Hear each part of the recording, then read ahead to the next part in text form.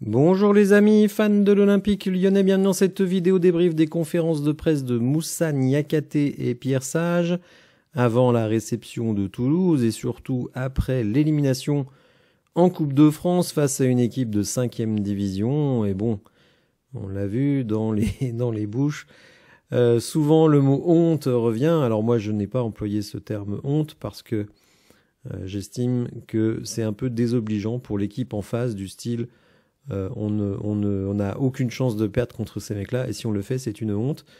Ils ont fait ce qu'ils devaient faire, donc bravo à eux.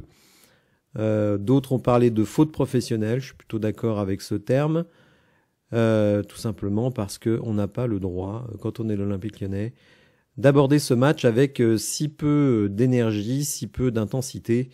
Et donc on va voir un petit peu ce que les deux ont à nous dire. Moussa Niakhaté est passé en premier, alors... Vous savez, souvent, on parle du prix de transfert de Moussa Niakhaté, 32 millions. C'est vrai que c'est beaucoup trop, on va pas se mentir. Et évidemment, rien ne me fera changer d'avis par rapport à ça. Par contre, le mec, c'est pas le meilleur joueur du monde, c'est pas le meilleur défenseur central du monde. Mais par contre, c'est un super mec. Et très sincèrement, je ne serais pas surpris que si Tolisso venait à partir l'été prochain, notre prochain capitaine, ce soit Moussa Niakhaté, parce que c'est quelqu'un qui a vraiment de l'envergure, qui a la tête sur les épaules, qui est très intelligent, qui, je pense, sait à la fois manier la carotte et le bâton. Donc, vraiment, je suis toujours très impressionné quand il vient en conférence de presse. Vraiment un super mec. Mais, en termes de jeu, là, je suis plus tendu. Alors, je noterai que Moussa Niakhaté avait l'air quand même très tendu, et ce que je note aussi, c'est que quand même après une défaite historique, on aurait pu imaginer que le capitaine habituel de l'équipe, c'est-à-dire Alexandre Lacazette, ou le capitaine hier, Corentin Tolisso, sortent de leur tanière, ne se cachent pas et se présentent en conférence de presse pour affronter la presse et les supporters. Quand je dis affronter, en plus...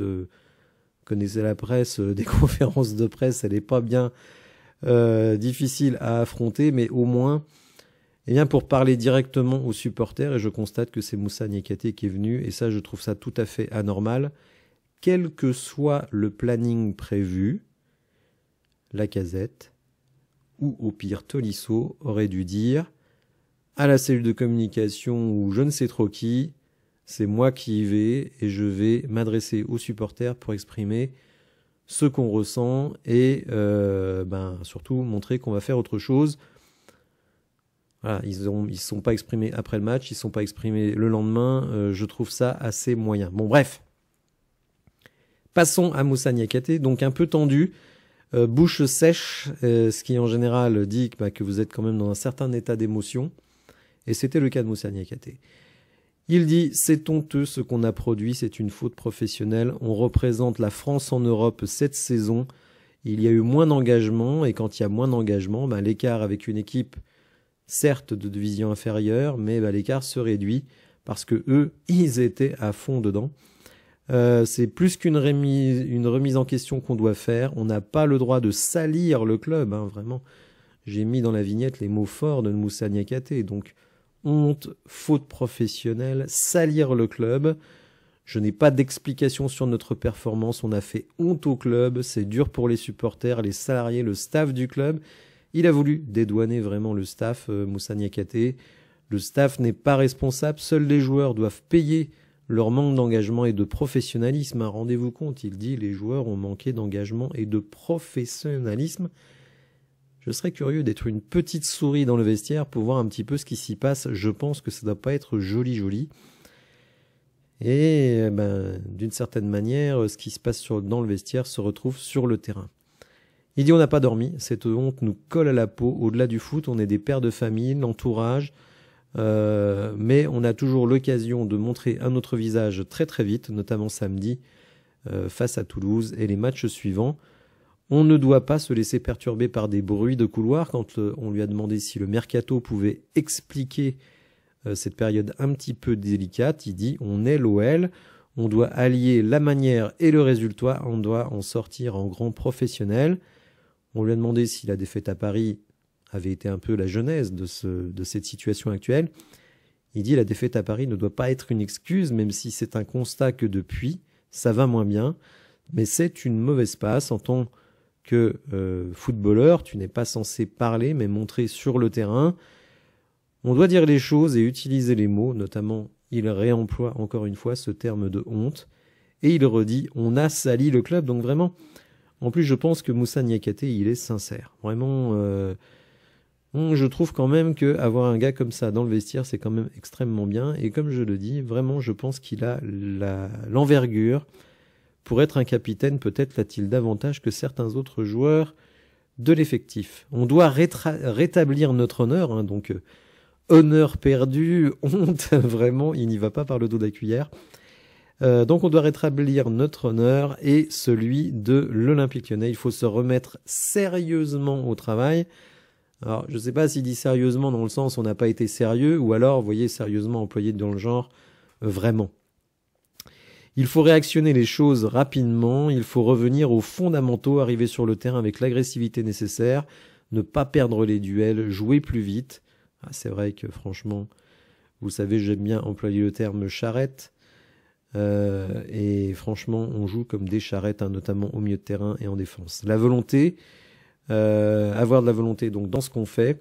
Si on fait déjà ça, ça ira mieux. Et ensuite, évidemment, on pourra retrouver notre niveau de football. On l'a interrogé un peu sur quelques joueurs en particulier, notamment Thiago Almada, vous le savez, qui a été officialisé hier, qui s'est entraîné une fois avec le groupe, et il dit « J'ai discuté avec Thiago Almada car je parle un peu donc le portugais. Il est ambitieux et on a besoin dans l'équipe de joueurs ambitieux. » Il a été aussi interrogé évidemment sur Warmed Omari, qui a vécu une soirée très très compliquée. Moi je ne vais pas l'accabler Omari parce que je n'attends rien d'Omari. Donc ce qu'il fait hier, pour moi ce n'est pas nouveau. Je vous invite à aller revoir des buts encaissés par Rennes l'année dernière et vous verrez qu'on ne peut pas être surpris qu'Omari fasse des erreurs. Encore pour le moment il n'a pas provoqué de penalty. Mais à Rennes, Omari, c'est un penalty ou une faute qui amène à un but, quasiment un match sur deux, quoi. Donc, faut pas être surpris de ce qui s'est passé hier. Alors, on lui demande si justement le fait d'avoir joué avec Omari pour la première fois depuis le début de la saison, ça a été perturbant. Il y a quand même beaucoup de changements. Alors lui, il dit, de toute façon, moi, je suis un joueur professionnel, je dois m'adapter, quel que soit le joueur avec lequel je joue, que ce soit Clinton Mata, que ce soit Kaleta Charou, que ce soit Omari, ça ne change rien pour moi. D'ailleurs, il précise, Omari, c'est pas juste un coéquipier, c'est un ami. On fait tous des erreurs, moi-même. Rappelez-vous, évidemment, son match à Rennes en début de saison. Mais il faut savoir relativiser et repartir le plus vite possible. Il le dit, on veut gagner et on veut gagner avec la manière. Donc, voilà, un Moussa Niakhaté qui est vraiment prêt à repartir au combat. D'une certaine manière, jouer seulement 3 jours après ce match bien crado d'hier, c'est presque une chance, puisque vous pouvez vous rattraper. Après, ça peut être l'inverse aussi.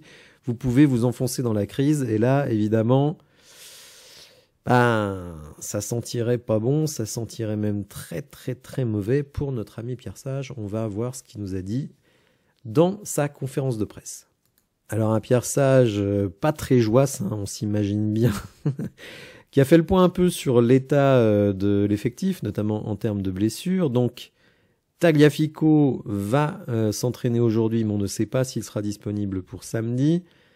Anselm Maitland-Niles est malade, là aussi, pas du tout sûr qu'il soit là samedi, mais il n'a pas voulu dire ce qu'avait Anselm Maitland-Niles, il a invoqué le secret médical.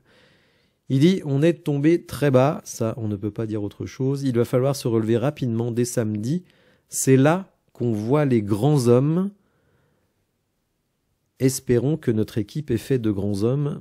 Je dois vous avouer que de temps en temps, vraiment, j'en doute. Alors je pense que Niakhaté est un grand homme, mais les autres, je n'en suis pas sûr. On a su le faire par le passé, ce qui n'est pas faux. Le message d'hier est passé. Alors je sais pas pourquoi je disais, mais je pense pas que c'est le message d'hier. Excusez-moi, j'ai pris des notes, mais je pense que je me suis trompé. Alors il dit, la digestion sera compliquée avec ce qui s'est passé hier, mais il faut revenir fort dès samedi. On va resserrer les liens, puisqu'on lui a demandé comment faire pour resserrer, pour retrouver un petit peu de l'allant. On va resserrer les liens donc pour affronter Toulouse. On discute beaucoup. On doit revenir à notre vision commune sur nos objectifs et le chemin pour y parvenir.